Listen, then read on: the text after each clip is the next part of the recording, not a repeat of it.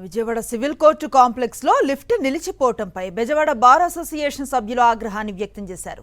ఘటనను నిరసిస్తూ విధుల బహిష్కరణకు పిలుపునిచ్చారు. బాధ్యులపై తక్షణమే చర్యలు తీసుకోవాలని డిమాండ్ చేశారు. కొన్ని నెలలుగా లిఫ్టులు సరిగా పనిచేయటం లేదని, అధికారులకు ఫిర్యాదు చేసినా పట్టించుకోవటం లేదని ఆగ్రహాన్ని వ్యక్తం చేశారు. ఈ ఘటనపై వెంటనే అధికారులు స్పందించి చర్యలు తీసుకోవాలని కోరారు. గత 2-3 నెలలుగా కొన్ని లిఫ్ట్లు 7వ అంతస్తు నుంచి 4వ అంతస్తుకి జారి పడిపోవడం, అలాగే డోర్లు మూసుకుపోవడం, పెద్ద పెద్ద శబ్దాలు చేస్తూ ఉండడం, ఈ విషయాన్ని ఎన్నో పర్యాయాలు మేము అధికారుల దృష్టికి తీసుకెళ్ళడం జరిగింది. కానీ ఎటువంటి స్పందన లేదు.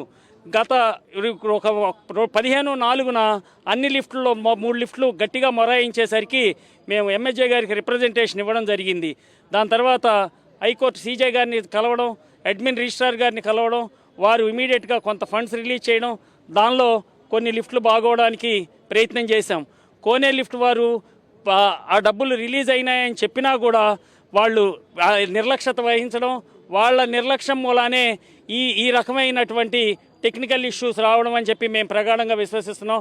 5వ నెలలో 7వ నెలలో లిఫ్ట్లు పాడైపోయినప్పుడు దాని రెన్యువల్ బాధ్యత ఎవరు తీసుకోవాలి? ఎస్టాబ్లిష్ చేసిన కోనే కంపెనీ వారా, లేకపోతే ఆ నిర్వహణ బాధ్యత చూసేటటువంటి కోర్టు వారా అని చెప్పి నేను ప్రశ్నిస్తున్నాను.